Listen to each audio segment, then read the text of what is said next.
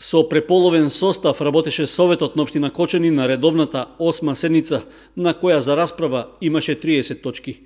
Уште пред усвојувањето на дневниот ред, членовите на советничката група што ја предводи ВМРО ДПМН ја напуштија салата. Причина беше неприфаќањето на предлогот на советникот Лазо Митев да се дебатира за законот за јазиците, што го усвои Собранието на Република Македонија. По излегувањето на опозицијските советници, седницата продолжи според дневниот ред, при што најбурни дискусии имаше за разгледувањето на завршните сметки на основните и средните училишта, на библиотеката и на детската градинка. При тоа, главна тема за дискусија беше исплатата на тужбените барања од неколку вработени во градинката, поради што од секторот за финансии образложија дека е потребно да се направи ребаланс на буџетот. Вршиме пренамена, односно измена на распоред на средствата со тоа што се врши намалување на две подставки и изголемување на една ставка. Намалувањето е во законски дозволениот износ од 20%, изголемување на подставка плаќање по судски решенија во износ од 665.000 денари. Причината е достасани судски решенија за исплата.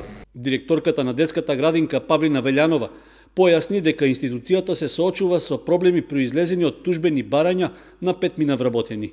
Бевме задолжени да издадеме решенија за распоредување на работно место и покрај тоа што дел од вработените ги извршува работните задачи на воспитувачи, да им издадеме решенија за негователи.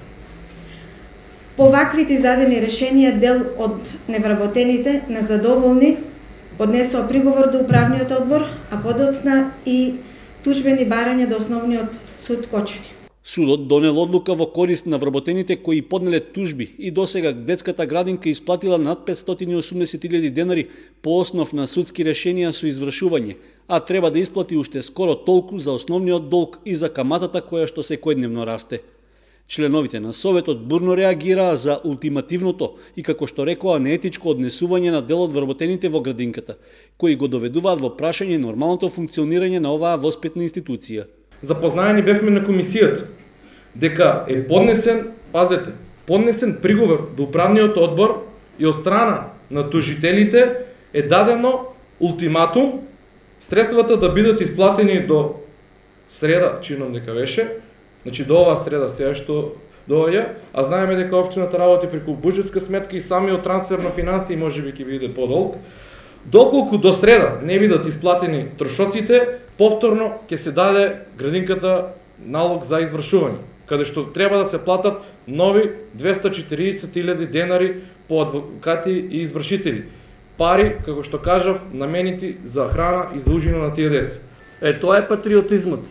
Да се зимат гевреците и јогуртот од устата на децата во градинките, за да се задоволи нечија суета дека биле они нешто над другите и дека биле оштетени. Верувам дека пред да бидат распоредени на тие работни места е разговарано со нив.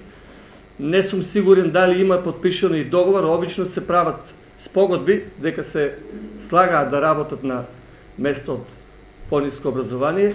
Меѓутоа ова мислам дека ќе не има во сите медиуми на ниво на свет сме ние. Да се запрашаме кој работи во нашите установи, кој воспитува деца.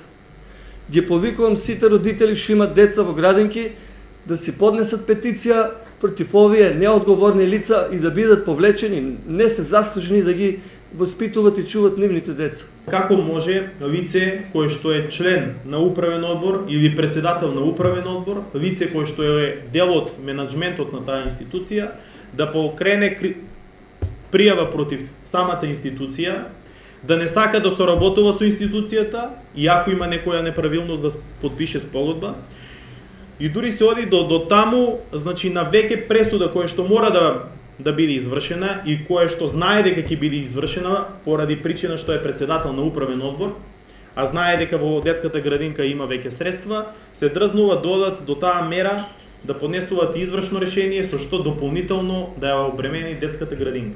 Поради актуелната ситуација во градинката, Алексов даде и предлог Советот да преземе соодветни мерки. Да се поведе постапка за членовите на управниот одбор или контрола од страна на општинскиот ревизор, со што ќе се утврди дали имаме конфликт на интерес или дали имаме нарушена функција во функционирањето на управниот одбор во детската градинка.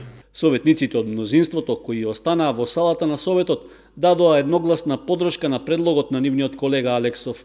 Потоа беше изгласана и одлуката за ребаланс на буџетот, со што општината ќе ги покрие трошоците за тужбите против градинката.